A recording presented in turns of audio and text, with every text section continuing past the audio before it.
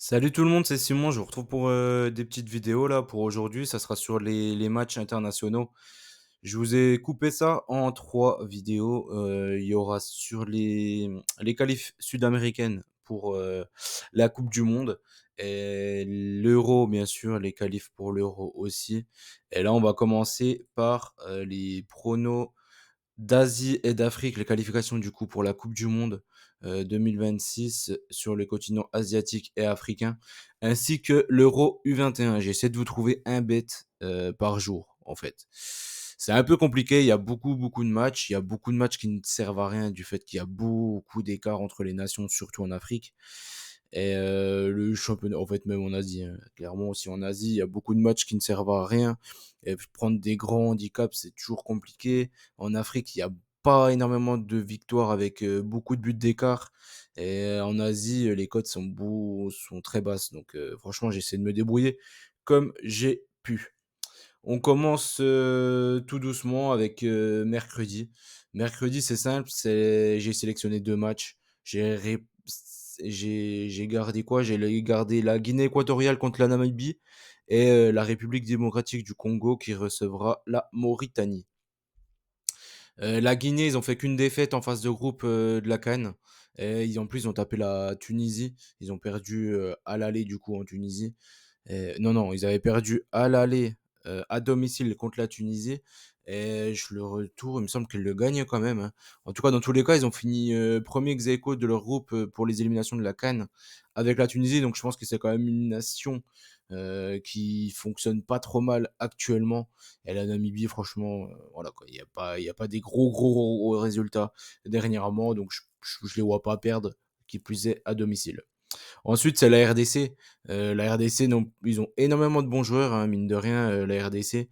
Même s'ils déçoivent régulièrement, surtout à la CAN. Là, je pense que contre la Mauritanie, ça devrait le faire.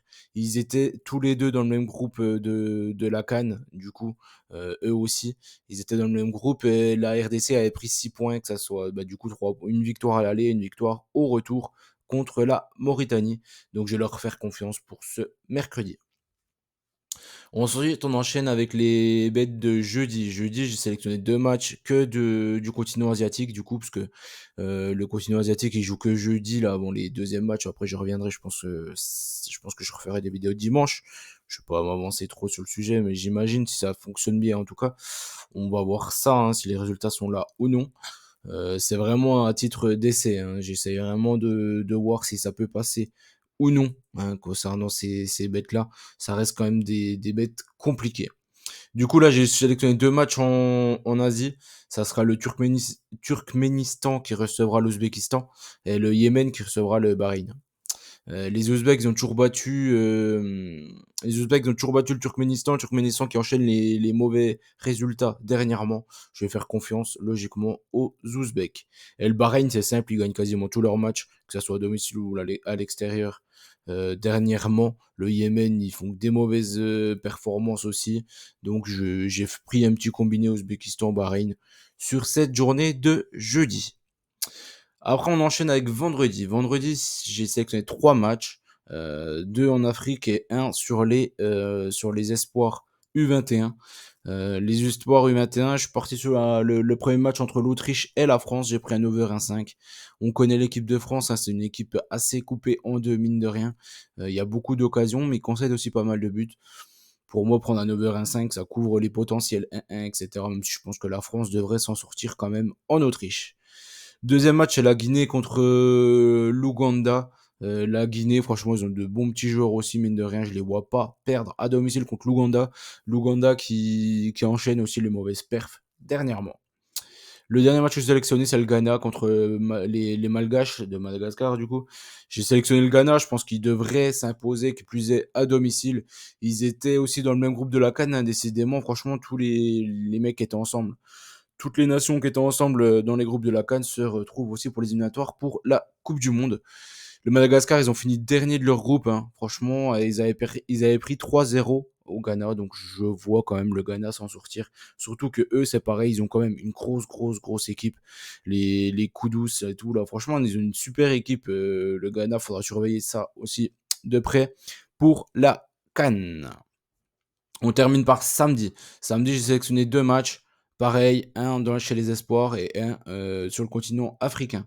J'ai gardé quoi? J'ai gardé l'Afrique du Sud contre le Bénin. Je pense qu'ils devraient s'imposer. Le Bénin, ils ont fini troisième de leur groupe de la CAN, et notamment même derrière le Mozambique. Donc logiquement, l'Afrique du Sud, pour moi, c'est une équipe meilleure que le Mozambique. Ou la Mozambique, je sais même pas comment on dit. Mais dans tous les cas, je pense que l'Afrique du Sud, à domicile, se doit de gagner ce match-là contre le Bénin. Ensuite, j'ai combiné ça avec l'Angleterre chez les espoirs. L'Angleterre qui a déçu contre l'Ukraine. Je les vois pas faire deux contre-perfs, surtout qu'il y a que le premier qui est qualifié d'office et après ce sera dans les meilleurs deuxièmes, donc ça va être compliqué. Je pense qu'ils vont se rattraper là sur ce match-là. Le match aller entre la Serbie et l'Angleterre, ça a donné 9-1 pour l'Angleterre. Donc je vois pas trop comment ils pourraient ne pas gagner ce match-là, même si c'est en Serbie. C'est toujours compliqué de se déplacer dans les pays de l'Est, mais là, faut peut-être pas déconner. Quand même, je pense que l'Angleterre, ils ont été champions hein, quand même, champions d'Europe chez les jeunes. Donc je les vois quand même gagner assez facilement en Serbie. C'est peut-être d'ailleurs le plus simple entre les deux matchs. L'Afrique du Sud, ils devraient s'en sortir, mais ça risque d'être plus compliqué que pour les Anglais. Voilà, du coup, la vidéo touche à sa fin. On a essayé de faire un petit bet chaque jour. Enfin, j'ai essayé de faire trouver un petit bet chaque jour. Moi, c'est ultra compliqué. Il y a pas mal d'analyses de matchs. J'ai fait une sélection de. Il y a énormément de matchs. Du coup, pour faire une sélection, c'était pas facile. J'espère qu'on va bien s'en sortir. On verra. De toute façon, hein, il n'y a pas non plus trop de risques. Ne jouez pas énormément. Ça reste des qualifs et ça reste des. Enfin, ça, c'est les qualifs pour tout le monde, que ce soit pour l'Euro ou pour la Coupe du Monde. Donc, jouez tranquille quand même. Voilà. J'espère que la vidéo vous a plu quand même et que voilà, n'hésitez pas à mettre le petit like. Comme d'habitude, je vais vous faire confiance et on se dit à très vite. Je pense que les deux autres vidéos devraient arriver aujourd'hui. J'ai pas encore terminé. Tout est préparé, mais j'ai pas terminé les pronostics encore.